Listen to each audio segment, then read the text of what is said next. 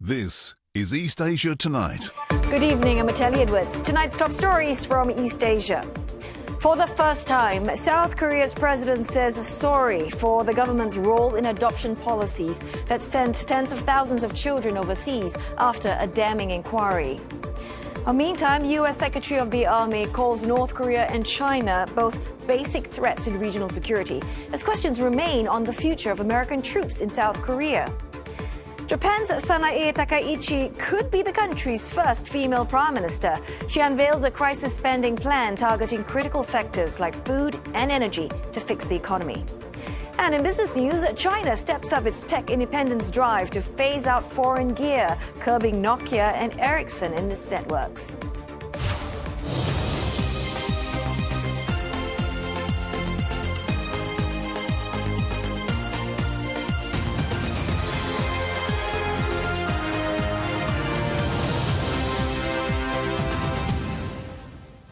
Also in the bulletin, Taiwan is grappling with its super-aged status and the challenge is showing up behind bars.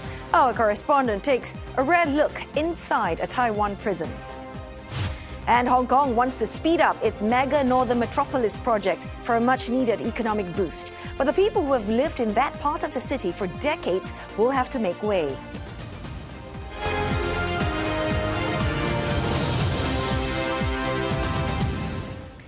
Now, the South Korean president has said sorry for the first time for the government's role in foreign adoption programs that sent hundreds of thousands of children to overseas parents after the Korean War.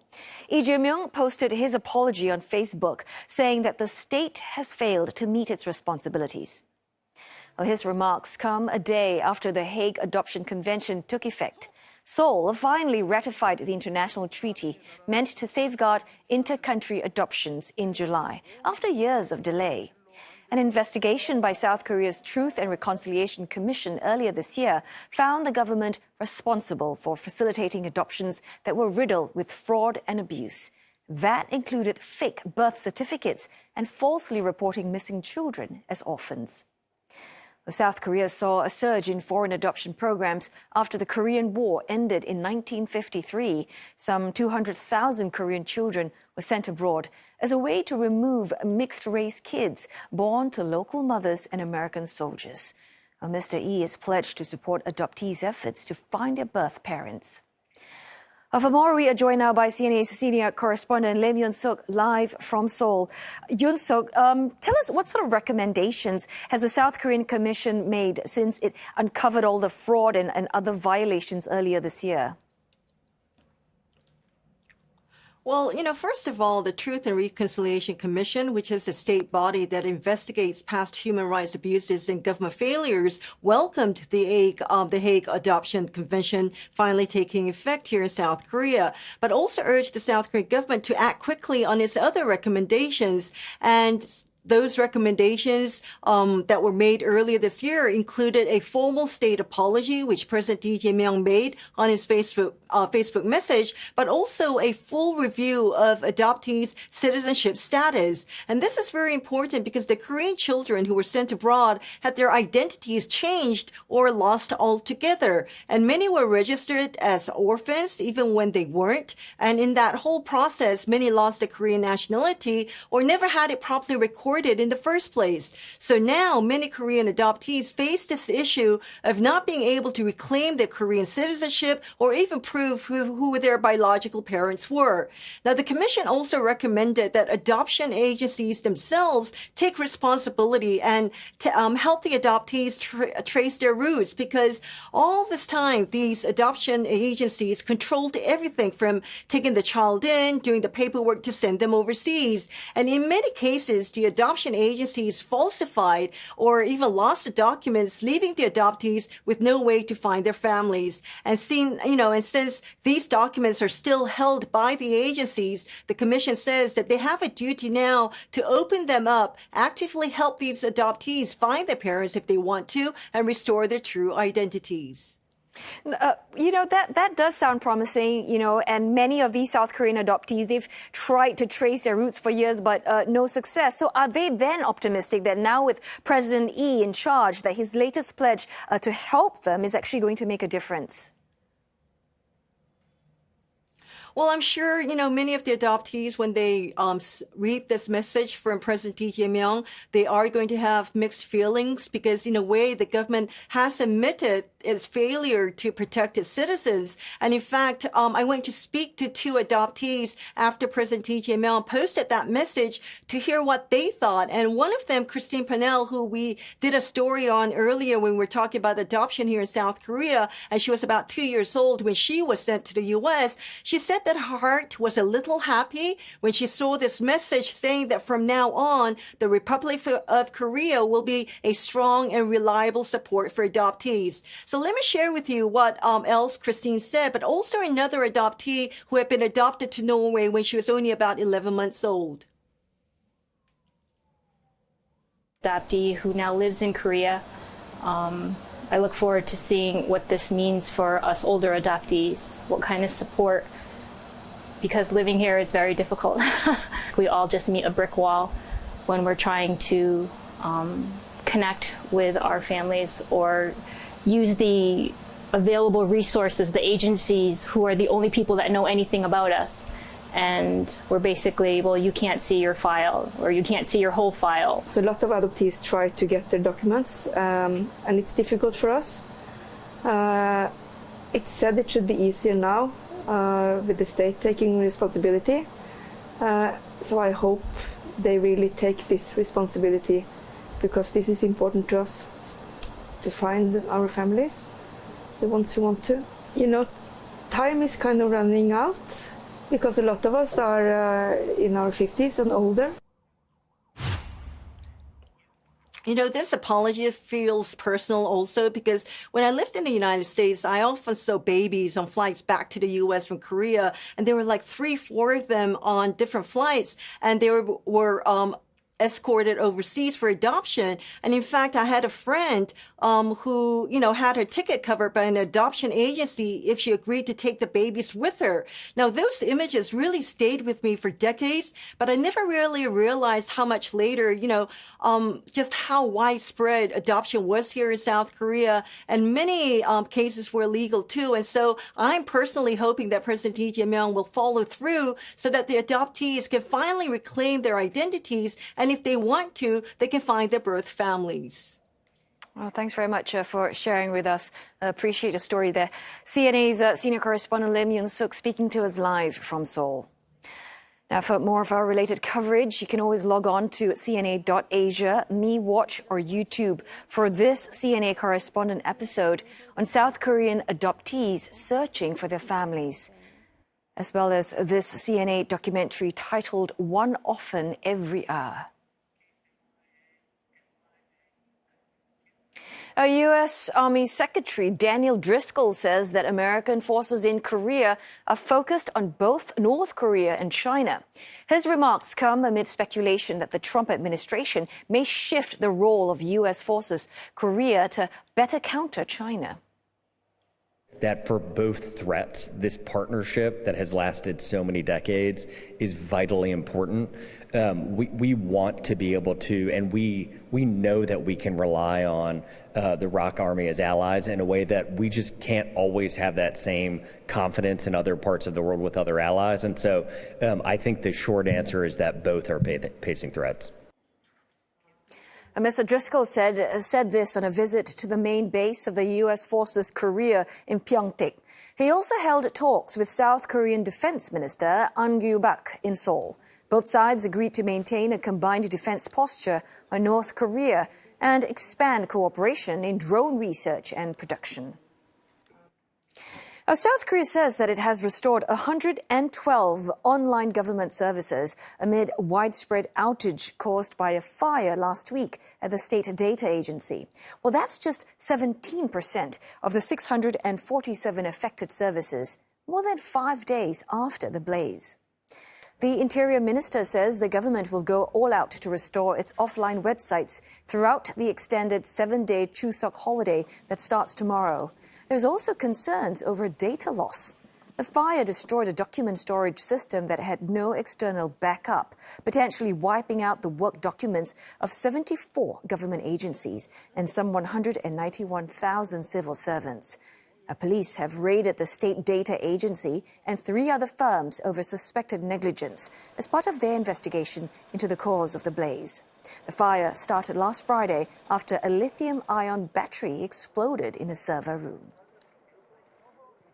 Our time now for a short break, but coming up next on East Asia tonight, a standoff over soybeans. Donald Trump says American farmers are being used as bargaining chips in trade talks with China. And our interview with AirAsia's CEO on the budget carrier's expansion plans and its interest in China's COMAC jets.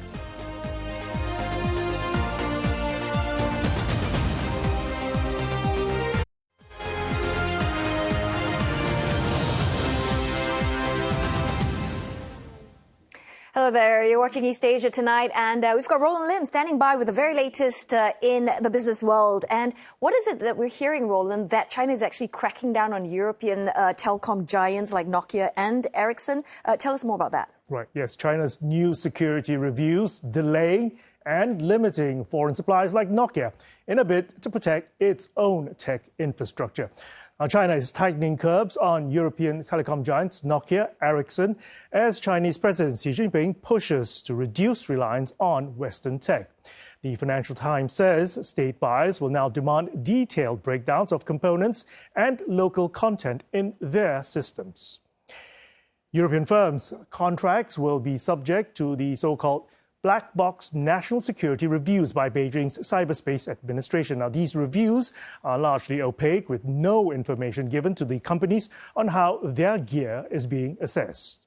Beijing's move follows a similar drive in Europe, where some governments have warned against working with Chinese telecom giants Huawei and ZTE.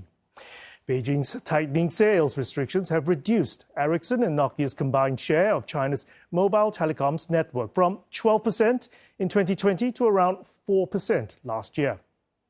But Chinese firms have stayed resilient in Europe, retaining 30 to 35% of the European mobile infrastructure market.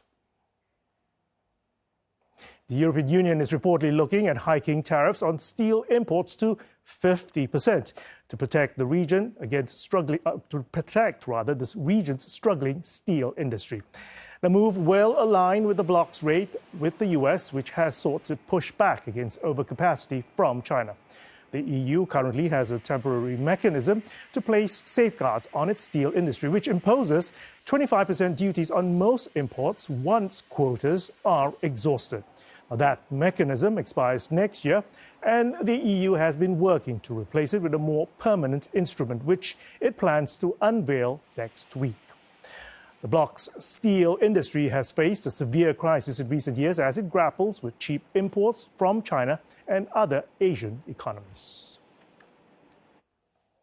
Chinese car makers captured record sales in Europe's hybrid vehicle market in August after automakers pivoted to sell more hybrids in the bloc. This follows EU tariffs on Chinese EVs, which did not include hybrids. Chinese hybrid vehicle sales made up 9.8% in Europe last month, marking the 4th time this year that Chinese brands have reached a new peak for hybrid car share.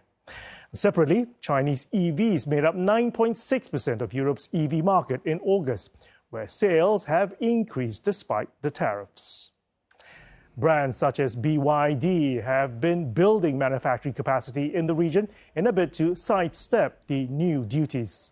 Zhejiang Leap Motor has also made exponential gains as it offers one of the cheapest battery electric vehicles in the market. Now, Leap Motor has also partnered with Peugeot and Stellantis for its B05 electric hatchback, directly competing with Volkswagen's ID3. US President Trump said that he will push China to resume buying American soybeans. He's brought a heated trade issue between the world's two biggest economies back into focus as US soybean sales to China dry up. The two leaders are expected to meet at the sidelines of the APEC forum in South Korea at the end of October. Now, Mr. Trump took to Truth Social to criticize Beijing for halting US soybean purchases. He also blamed his predecessor, Joe Biden, for not enforcing a past trade deal on the commodity. The US president has vowed to support farmers with a new aid package. And we're going to take some of that tariff money that we made, we're going to give it to our farmers, who are, for a little while, going to be hurt until it kicks in. The tariffs kick into their benefit. That pledge to, quote, make soybeans and other row crops great again has sent future prices up. Contracts for November delivery rose as much as 1.9% before settling to about $10 per bushel. Soybeans are the single largest American export to China in terms of value. Now, China bought nearly $13 billion of the commodity last year. But China's imports of the crop from the U.S. fell nearly 40% in the first half of this year, according to data from the U.S. Department of Agriculture. And Beijing has not purchased any American soybeans since May, turning instead to Brazil and Argentina for supply. OpenAI has enlisted South Korea's biggest tech conglomerate to supply memory chips for its Stargate data centers. The $500 billion Stargate project unites the biggest players in AI, and the involvement of Samsung and SK Hynix highlights their role in powering the AI boom.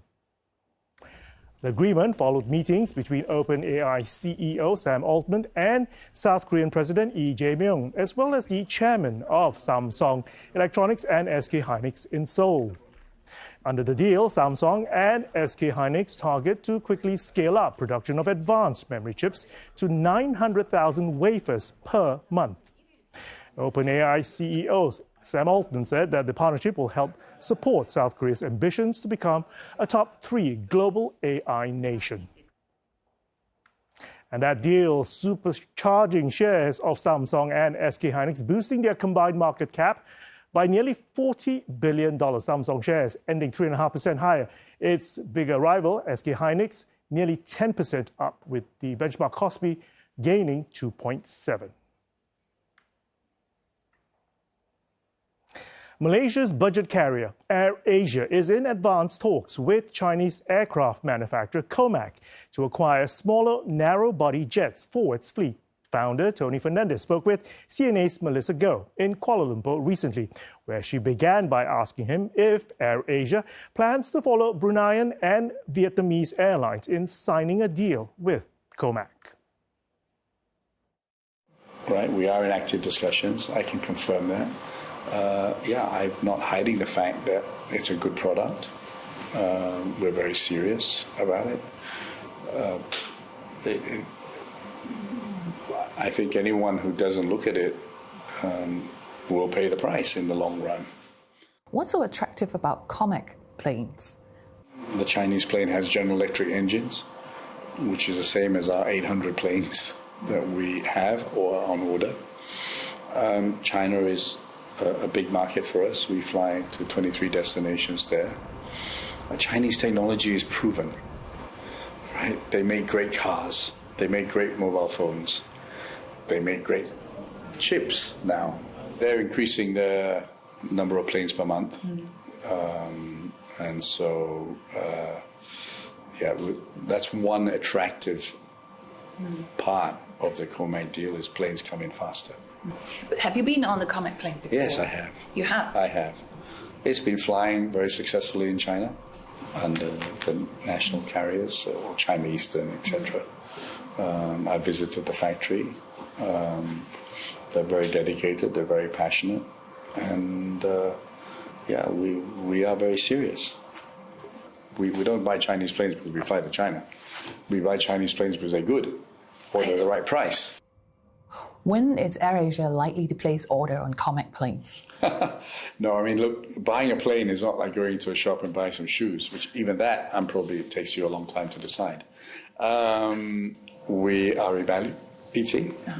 We're in the process of evaluating a slightly smaller aircraft. We're in the process of understanding our order book. But I can say we're in active discussions.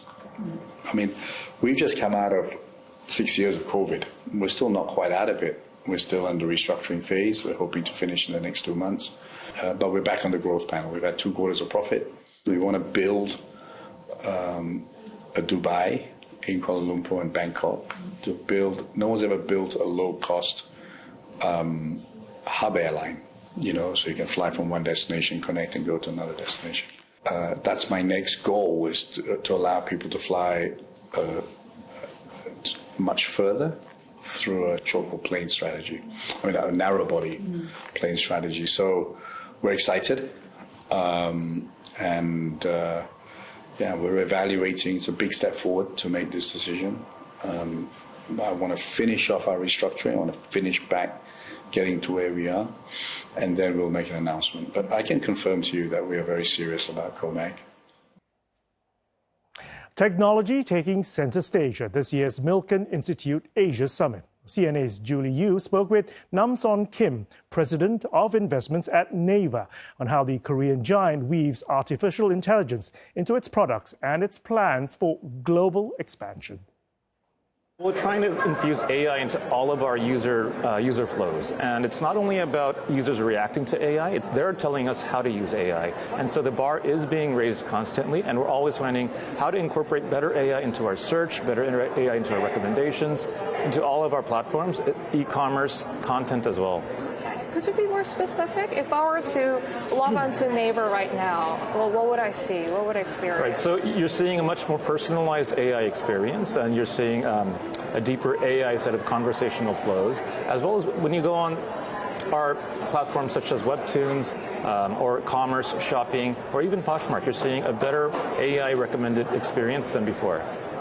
So turning to global expansion now, because I know Naver has been very selective in where you're putting your foothold, focusing on regions like the Middle East and Southeast Asia. But with trade frictions and so much noise and shifting and flip-flopping, how do you make those decisions? What matters? I think our business is a little bit more insulated from those types of frictions. We are an online business, we are a software business, and therefore it's easier for us. We're not actually the subject matter of those types of restrictions in most cases. The Middle East, Southeast Asia are still early markets for us. We have in the past focused more on developed markets, like investing more heavily into North America or Europe. Before it was Japan, so Japan is a second home market for us. So we started trying to enter into the developed larger markets, and we're always looking for the next emerging market that we'll have to look into. Because Naver's AI ecosystem is heavily rooted in Korea, so I wonder what it means for Naver to make that outbound global expansion. It's surprising how the average consumer in the United States, Japan, and Korea are actually very similar. They have very similar preferences. They like similar trends. This whole surge in K-pop-driven content and entertainment and product also is a testament to that. So the whole Poshmark story is the same story, where we take Naver's search technology, Naver's AI capacity, and infuse it into Poshmark. And that's really our mission going forward, how to better infuse that and how to better a product experience. Because what users like in Korea are more likely than not going to be what users in the United States also like. Okay, you mentioned Poshmark. Of course, you're the newly minted CEO of the resale e-commerce platform. Could you tell us, under your supervision, under your leadership, what are going to be the priorities? And broadly, how do you see e-commerce market evolving globally? Right. So first of all, we're doubling down into investment into technology and product. We're building out a deeper AI team. We're going to infuse more of Naver's search engine technology also into the platform. The second thing is expanding horizontally. So we're expanding into new categories. Poshmark is not just about fashion. It will not just about be resale. Those lines are actually blurring. Our vision is to expand beyond fashion into broader soft lines. For example, the up-and-coming K-beauty brands, they need a place to distribute. We can be that partner for them. And new categories in terms of men's, in terms of luxury. When you look at the younger purchaser these days, like Gen Z, resale as a word or a taxonomy does not really come up to them. They don't feel it as much. And to them, vintage is important, right? Uniqueness is important. It's less about whether someone has pre-owned it in the past. And you talked about younger generation. They use other means like social media, YouTube, Instagram to search. As a search engine as well, Naver, how big is that competition? The competition is tough. However, search, we believe, always has to be grounded in context. And so the Naver provides the localized context of what the Korean searcher is actually looking for, whether it's restaurant recommendations, whether it's shopping recommendations. And the same thing we believe, the same strategy will apply to Poshmark, is what is the context that the shopper is actually looking for? Okay, so Naver is now 26 years old. Against global giants, what's your enduring competitive edge, and what sort of risk are you looking out for? So Naver was Korea's first startup, and it's the longest standing startup. And it's now today one of Korea's biggest companies by market capitalization. I don't think competition vis-a-vis the largest global tech giants is the right way to look at it. We'll compete with all sorts of companies. But the way Naver has succeeded was finding its privileged position and understanding the context of what our user wants. And we'll continue to apply that to whether it's the re-commerce user, whether it's the Webtoon reader. So it's the context that they require, and of applying our technology to that, we believe that that's how we'll succeed. And that'll do it for your business. Oteli. Thanks so much for that, Roland. Well, on that note, we're going to go for a break now, but coming up on East Asia tonight, Taiwan's aging problem is showing up everywhere, prisons included. Our correspondent takes a rare look at the elderly behind bars.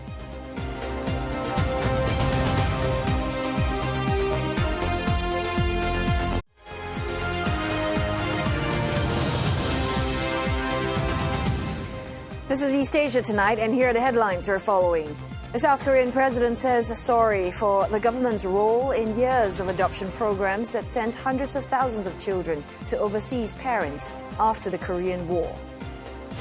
A contender for Japan's top job, Sanae Takaichi, is proposing what she calls crisis management spending in food, energy, and economic security. The ruling LDP picks its new leader this weekend. China is tightening curbs on European telecom giants Nokia and Ericsson as Chinese President Xi pushes to reduce reliance on Western tech. Taiwan is grappling with a rapidly aging society, and that challenge is being felt behind bars. According to the Justice Ministry, the proportion of inmates aged over 65 has almost tripled in the past decade, and they now make up nearly 5% of the prison population. Well, it's forcing facilities across the island to adapt. CNA's senior correspondent Victoria Jen got the rare permission to film at a prison in southern Jiayi County and files this report. At 88 years old, Mr. Wu is the oldest inmate at this prison in Jiayi. He's serving a one-year sentence for improper conduct. The age has made daily life a challenge. 我说很正常啊。哦，这样子。就是没有体力而已啊。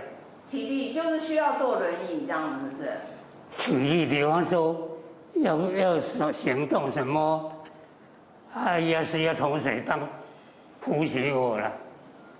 比方说坐下去吃饭，要爬起来，也要人家帮我拉，就没有体力了。Mr. Wu is one of about 150 inmates aged over 65 at this facility. Elderly prisoners like him now make up about 6% of the population here, triple what it was 10 years ago. This graying trend seen in many other prisons across the island. What we can film inside the prison is restricted to protect the identity of inmates. But just walking around here, it's striking how you see a young inmate helping an older one, whether it's pushing a wheelchair or steadying a shaky arm. Prison life here also clearly shaped by the realities of an aging population. One such younger inmate is 41-year-old Mr. Hu. He's serving an 8-year sentence for a drug-related offense and volunteered to be a caregiver. After being screened, he completed a former training program inside the prison. 我有幸受上天眷顾，让我在这囹圄的日子里能有持续精进的机会。因为当初刚好得知受训的机会，希望可以做一些好事，弥补往日的错误。 Mr. Hu spends much of his day helping elderly inmates like Mr. Wu with basic tasks. Although coping with an aging prison population takes more than goodwill, inmates over 65 are housed on the ground floor to make it easier for them to move about. facilities have also been adapted. 无论是便器啊，或是那个防滑地板啊，或是一些扶手的这些设置，因为老年人他的一些生理条件退化，他的体能就比较没有那么好，那他也可能比较容易摔倒。那在这些环境设置上，我们就会去做一些比较符合他需要的规划。Mental health is another priority. Elderly inmates can engage in light work, like folding JAWS papers, if they are able to. 对于在监狱里面适应都是个挑战，所以像我们也安排了很多像从绘画啦、音乐啦，或是从一些比较软性的活动，安排一些像这样工作坊或是课程，让他们在监狱里面适应，可以比较可以适应比较好一点这样子。But perhaps the bigger challenge for many senior inmates comes after their release. Mr. Wu is expected to leave next year. He will be 89 years old. 要工作也没有体力啊，又没有亲戚，没有朋友可以帮忙我啊，还有顺其自然啊，过一天算一天啊。Another question for Taiwan to grapple with, as it looks at caring for its aging population. Victoria Jen, CNA, Chiayi, Taiwan. For more, we're joined now by CNA senior correspondent Victoria Jen, live from Taipei. So this is quite an interesting trend, Victoria, but why are Taiwan's prisons seeing more of these elderly inmates? Well, it basically reflects Taiwan's aging society behind bars. Over the last 10 years, the number of inmates over the age of 65 has tripled. And part of the reason is because of sentencing. Since 2006, longer sentences and fewer chances of parole means that inmates who went in to the prison in their 40s and 50s are now in their 70s and 80s. Now, of course, another reason is because of an increase in elderly crimes. Official data shows that the number of elderly crimes have increased threefold over the last 15 years. And many of them commit theft, fraud, and some even violent crimes like murder, which are tied to family and financial stress. Now, experts are saying that this is a reflection of isolation and weak safety nets for seniors. Now, so what we can see is that prisons now, they are not only dealing with young and healthy offenders, but they are also dealing with older ones who needs wheelchairs, daily routines, as well as some even end-of-life cares. So, yeah, I can imagine, I mean, these extra facilities aside, I mean, what are some of the other challenges that these prisons have to deal with when they're managing these elderly inmates? And how is it going to cope with this going forward? Yes, there are certainly some challenges ahead. For instance, the health care cost, which is rising very fast. We know that the elderly inmates, they require a lot of frequent hospital visits and also medications for their chronic diseases. And also at the same time that mobilities and also loss of memories is another, because we're looking at falls and dementias are conditions that are very difficult to handle in the prison setting. And not to forget that most of the staff in prisons, they're not properly trained to take care of elderly inmates. So that has made the situation very difficult. And the hardest part is actually for the elderly inmates to get out of prison after they serve their sentences, because a lot of them, they don't have support or families outside the prison. So lives can actually be more scary for them than inside the prison. Now, of course, prison across Taiwan are making changes. And Chiayi, for instance, they have made improvements, such as some of the things that I have mentioned in my story, that they have made of the ground floor units for elderlies so that it's easier for them to move about. And also they are given lighter workload so that that they can have work to do, but without stressing themselves out.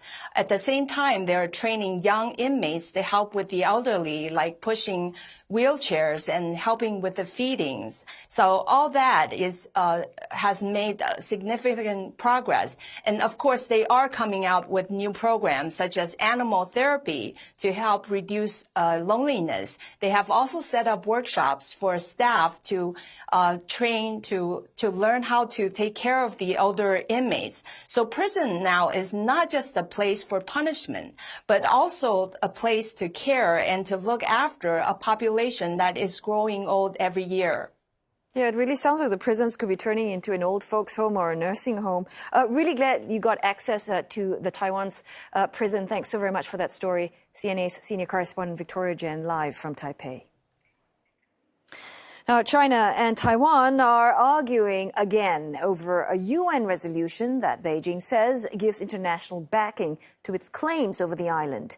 Taipei says Beijing is using a misleading interpretation of the text to create the legal basis for a military attack. The 1971 resolution in question, 2758, saw the UN seat for China handed over to Beijing from Taiwan. China claims this resolution confirms its one China principle and that Taiwan is part of its territory. Its foreign ministry released a statement late on Tuesday saying any other interpretation would be a challenge of its sovereignty and also a challenge of the UN's authority. Taipei has fired back, saying that Beijing is deliberately misleading the international community. But China dismissed Taiwan's comments today and said both sides of the Taiwan Strait are part of one China and that reunification will happen. As Japan's ruling Liberal Democratic Party gears up to pick a new leader this weekend, there are fears that rising anti-foreigner sentiment could impact candidates' immigration policies. Front-runners Sanae Takaichi and Shinjiro Koizumi have struck especially hardline tones. Their rhetoric aligns with the Japan-first policy of Sanseto Party, which brands immigration a silent invasion. Now, the sentiment also blames foreigners and tourists for high property prices and even bad driving. Japan's foreign population remains at just 3%, despite a tripling of foreign workers over the past decade. And analysts are pointing to the need of foreign workers to help offset the aging population. A government-backed study says the country must triple its foreign workforce to nearly 7 million by 2040 if it wants to simply sustain modest growth. Well, staying with that LDP election, Sanae Takaichi has unveiled her economic policies. She's pushing for what she calls crisis management investment, which is fiscal spending targeted at sectors vital to national security. Now, her focus is on boosting Japan's growth potential, not just mitigating the rising cost of living. She plans to direct state support towards food and energy security, as well as key sectors including artificial intelligence, semiconductors, and defense. Takaichi says this will drive a cycle of growth while maintaining fiscal discipline and reducing debt. Two stories there detailing conservative politician Sanae Takaichi's thoughts on immigration and the economy. Well, she has emerged as a favorite in the race to succeed Shigeru Ishiba and become the country's first woman prime minister. But ahead of the LDP race this weekend, some have raised concerns over her foreign and fiscal policies. CNA's senior correspondent Michio Ishida has this report. Sanae Takaichi was elected to Japan's lower house for the first time in 1993. As a protege of the late Prime Minister Shinzo Abe, she held a cabinet post as Internal Affairs Minister during his premiership, and later as Economic Security Minister. Like Abe, the 64-year-old is seen as a nationalist who takes a hawkish stance on defense and foreign policy, fostering ties with Taiwan, and visiting Yasukuni Shrine, seen as a symbol of Japan's wartime militarism, as it honors war dead, including war criminals. 国の究極の使命、国民の皆様の生命と財産を守り抜く、領土、領海、領空資源を守り抜く、そして国家の主権と名誉を守り抜く、そのために私は政治家になりました。This is Ms. Takaichi's third bid to lead the ruling Liberal Democratic Party. Last year, she won the most votes in the first round, but eventually lost in a runoff against Shigeru Ishiba, who was seen as a safe pair of hands. Ms. Takaichi has toned down her nationalistic views and pro-Taiwan stance since she began her latest campaign. But she kept mum when asked during debates whether she will continue her regular visits to the controversial Yasukuni Shrine. Any such visits by Japan's leader are likely to anger neighbors China and South Korea. Political watchers say Ms. Takaichi has softened her criticism of the central bank's rate hikes, which previously raised concerns. With economic woes and the rising cost of living topping the public's concerns, Ms. Takaichi has laid out an agenda centered around a return to Abenomics, calling for monetary easing, increased government spending, and targeted tax relief to boost growth. Her pro-stimulus approach is a departure from the current administration's goal of fiscal discipline. 危機管理投資と成長投資で、この暮らしの安全安心の確保、そして強い経済、この両方を実現するということです。これが私の最もやりたいことでございます。Latest media polls show a close contest between Ms. Takaichi and Agriculture Minister Shinjiro Koizumi, with part of the LDP's support base drifting to right-wing parties such as Sanseito. There are hopes that her conservative stance on issues such as immigration and foreign investment could win back supporters. Michio Ishida, CNA, Tokyo. A time now for another short break, but coming up next on East Asia tonight, Hong Kong's ambitious Northern Metropolis project is underway in the city's bid to boost growth. But not everybody wants change.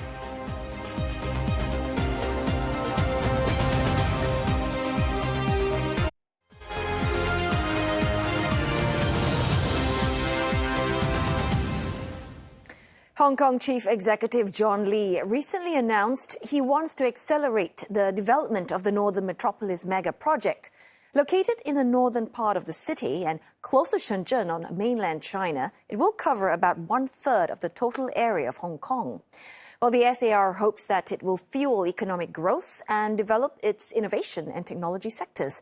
But it will also force residents who have lived there for decades to relocate. Myung with this report. A house an elderly couple has called home for the last 40 years. In their 80s now, they thought this will be where they live out the rest of their retirement. Unfortunately for them, this will not be the case. Their home is sitting on land which will be cleared to make way for the mega Northern Metropolis development. 到而家咧係一無所有，而且係我哋努力，然後先至有呢個地方，有錢買佢。但係而家我哋變咗係一無所有，完全佢冇話到係點樣安置我哋，真係好失望。而家我哋係完全係前邊係大海茫茫，完全係揾唔到一個目的地。The government had said it'll offer housing for the residents to relocate to, but judging from what has been offered to others in a similar situation, it's unlikely the residents will be able to move into accommodation which will match the size and space they now enjoy. Residents who have been living here for decades enjoy the open space as well as the community spirit that they share among their longtime neighbours. Moving to another location will most likely mean that the places will be a lot smaller and the environment much busier. The residents also told me that the government officials have not really come out to explain to them about what really lies ahead. And that's the reason why it's making the residents here feeling nervous and uncertain about their future. Better communication might have helped allay the fears of the elderly residents who will feel like strangers in a new housing environment. It'll also enable the residents to find out what government schemes or compensation they'll be entitled to when relocating. What can be done more is to arrange for, say, community workers to go out and visit these people and help to arrange or recreate that kinship ties, or so-called the kampong spirit that used to exist before then. Some of these new neighbors, they may not know each other because they may be living in distant villages. Well, I think you can start to get them to arrange ice-breaking sessions to know each other, and maybe in terms of the arrangement of residential spaces, especially we are talking about rental housing, put those people who live nearby one another in the same way when you're moving to multi-story buildings. As far as possible, try to reforge or just to transplant this kind of community ties into the new area. But it's not just residents who will be affected. 60-year-old Chung Kwai Chow has been operating this farm for 13 years. He was initially against the development, but he's now resigned to the eventuality that he'll be forced to shut down and move out. 我唔係支持，我係冇辦法。喺而家我哋個嗰個規劃裏邊，我以前係有反對嘅，其實係應該係點樣去規劃咧？係咪點樣去規劃咧？係應該我哋一齊參與嘅。但係而家即係以前都仲有話語權，而家我哋冇話語權咯，冇咗呢個即係參與嗰個持份。According to the government, the development, which started last year, will span over 20 years. The project will include dedicated zones for industries such as high-end professional services and logistics hub, innovation and technology activities, and a new university town. In his recent annual policy address, Hong Kong Chief Executive John Lee announced he'll personally oversee the acceleration of the project. 而家係加快發展北都，引入產業同埋重大項目嘅最佳銜接期。我會成立由我擔任主席嘅北都發展委員會，政府會簡化行政措施，拆牆鬆綁。我會訂立加快發展北都專屬法例，授權政府制定簡化嘅法定程序。 When completed, the northern metropolis aims to accommodate about 2.5 million residents and provide about 650,000 jobs. The northern metropolis was a highlight in Mr. Lee's speech. But for the existing residents affected by the development, they would have noticed he still hasn't addressed how he plans to rehouse or compensate them. May Wong, CNA, Hong Kong. A wildlife advocate and primate expert, Jane Goodall, has died at the age of 91. She was best known for her decades-long study of wild chimpanzees, a journey that reshaped modern science. Well, in the 1960s, Goodall ventured into the forests of Tanzania to study the animals at a time when few believed such work was even possible. Her approach turned out to be revolutionary. She lived among the primates, immersing herself in their lives and habits. Her research revealed astonishing insights. Chimpanzees using tools, showing emotion and forming social bonds. And her discovery changed how science viewed the line between humans and animals. Now, as the years went on, her mission expanded. Goodall became a fierce advocate for conservation and animal welfare. National Geographic described her as a powerful voice for the natural world and a tireless humanitarian. And that wraps up Thursday's edition of East Asia Tonight. Don't forget your headlines anytime at cna.asia. Thanks for watching.